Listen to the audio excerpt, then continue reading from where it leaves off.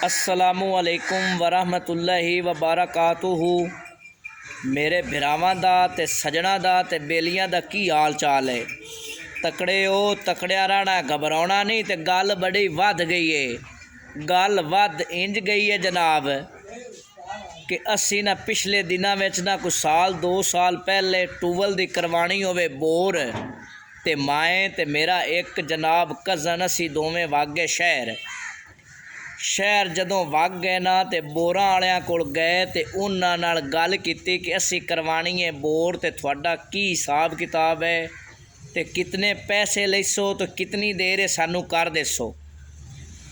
उन्हां जनाब साडी गल सुन के ते उन्हां सानू आख्या जे अगर तुसी पवाउणा है चंगा समान ते तुहाडे तो असी पैसे लवांगे 30,000 रुपया। अगर तुसी समान पवाउणा है जनाब दरम्याना थोड़ा जिहा हल्का पवाउणा है तो थोड़े तो जनाब असी लवांगे 27,000 रुपया।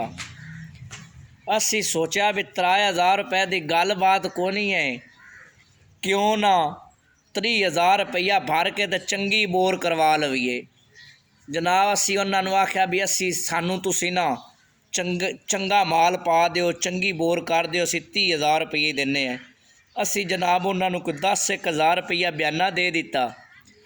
बयाना दे के ना तो घर आ गए। तो उन्हें सानू गल ये की भी तुसी सुबह ना ट्राली ट्रैक्टर ले आना है तो उनदे ते समान लेके जाना है। असी आख्या ठीक है। असी जनाब सुबह गए ट्राली ट्रैक्टर लेके, बोर वालियां नू आख्या भी सानू हुण समान चवाओ। उन्हें आख्या तुसी फलानी जगह ते लगे जाओ शहर दे अंदर ही, तो उत्थे साडा कारखाना है, उत्थों जाके समान चा लो। असी जनाब गए ट्राली ट्रैक्टर लेके ते असी जाके ना वो कारखाने दे जेड़े कारीगर हैं ते मजदूर हैं उन्होंने आख्या असी समान लेना है। उन्हें आख्या असी थानू जनाब समान देने हैं। उन्हें सानू सो समान देवे लग पे। तो एक जेड़ा उन्हें चो कारीगर वड्डा फन्ने खां कारीगर आना जेड़ा समान बनाउंदा पिया, उनदे तो असी पुछया भी भाईजान तुहाडे कोल कितनियां किस्म दियां वैरायटियां ने, तुसी कितनियां किस्म दा समान बनाउंदे हो, सानू दसो तो सही।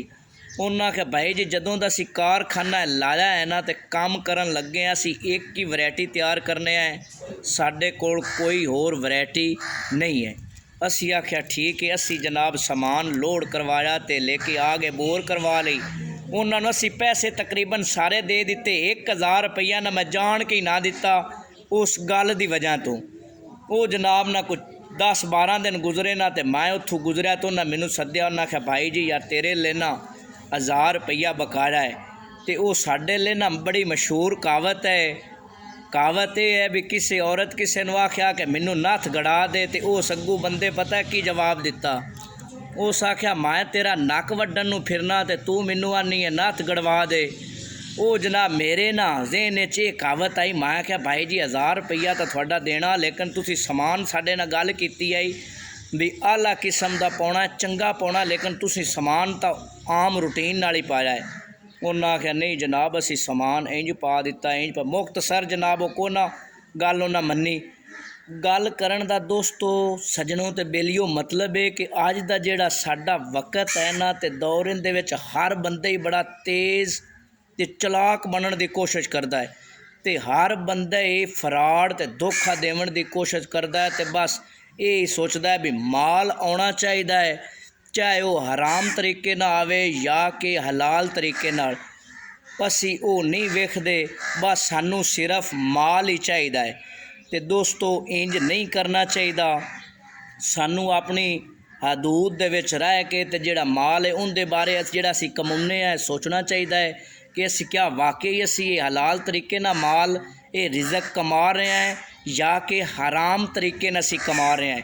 तो अल्लाह ताला मेरे सारे दोस्तों ते सजना बेलियां नूं इन्हां गल्लां बातां ते अमल करन दी तौफीक देवे।